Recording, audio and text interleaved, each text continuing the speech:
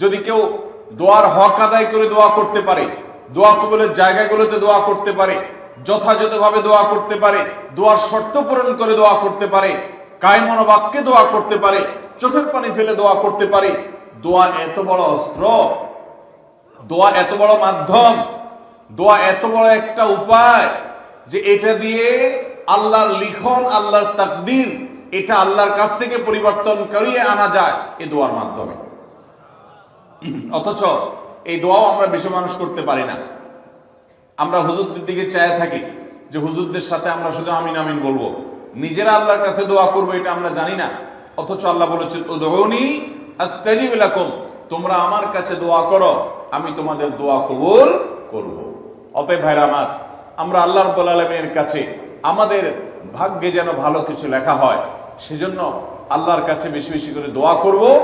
এবং আমাদের তাকদীরে যদি কোনো ক্ষতিকর কিছু থাকে তো সেটা যেন আমাদের ক্ষতি না করে আল্লাহ রাব্বুল আলামিন যেন আমাদের প্রতি রহম করেন, এই মর্মে আমরা যদি দোয়া করি তো দোয়ার মাধ্যমে আল্লাহ তাআলা তাকদীরও পরিবর্তন করে। অবশ্য তাকদীরের মধ্যে দুইটা প্রকার আছে, একটা তাকদীরে মুবরাম আর একটা তাকদীরে গায়রে মুবরাম। তাকদীরে গায়রে মুবরাম যেটা, সেটা তাকদীর দোয়ার মাধ্যমে ফয়সালা আল্লাহ পরিবর্তন করেন। মুবরাম যেটা পরিবর্তন করেন না, অর্থাৎ যেটা চূড়ান্ত করেছেন আল্লাহ তাআলা আগে থেকে, সেটা পরিবর্তন করেন না। তবে বান্দার হায়াতের ক্ষেত্রে কোন কোন হাদিস থেকে জানা যায় আল্লাহ রাব্বুল আলামিন কোন নেক আমলের ফলে দোয়ার মাধ্যমে আল্লাহ রাব্বুল আলামিন অনেক সময় সেটাতে পরিবর্তন করেন এবং সেটাতে বারাকা দান করেন। অতএব আমাদেরকে তাকদীর, ভাগ্য যেন সুপ্রসন্ন হয়, আমাদের নসিব যেন ভালো হয়, আল্লাহ যেন ভালো কিছু দান করেন, সেজন্য শবে বরাতে রাত ভরে ইবাদত বন্দেগী এই জন্য নয়, বরং আমাদের ভাগ্যে ভালো কিছু হওয়ার জন্য বছর জুড়ে আমাদেরকে নেক আমল করতে হবে। এক রাত ইবাদত বন্দেগী করলেন, সারা বছর কোন নফল নামাজ, ফরজ নামাজ, অন্যান্য ফরজ কাজ করলেন না, আর আপনি আশা করলেন যে আল্লাহ আপনার জন্য ভাগ্যে ভালো কিছু লিখে দিবে, এটা সঠিক নয়। আর ভাগ্যের নির্ধারণটা মূলত লাইলাতুল কদর, এটি বোঝা যায় সূরা দুখান থেকে, অন্যান্য সূরা থেকে। অতএব আমাদের সবাইকে আমাদের ভাগ্যে ভালো কিছু লেখার জন্য বেশি বেশি আমাদের 5 ওয়াক্ত ফরজ নামাজ সহ আল্লাহর সমস্ত ফরজ বিধানগুলো মেনে চলতে হবে, হারাম এবং গুনাহের কাজগুলো থেকে বেঁচে চলতে হবে, এবং সেই সাথে আমাদের সবাইকে বেশি বেশি করে, বিশেষ করে নেককারদের কাতারে শামিল হতে হবে।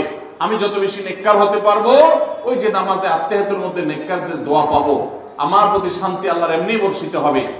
এবং দ্বিতীয় আমল হলো বেশি বেশি করে আত্মীয় স্বজন, রক্ত সম্পর্কীয় যারা, তাদের সাথে বিশেষভাবে সুসম্পর্ক বজায় রাখতে হবে। সম্পর্ক নষ্ট করা যাবে না, সম্পর্ক ছিন্ন করা যাবে না। এবং তৃতীয় আমল হলো বেশি বেশি দোয়া করতে হবে।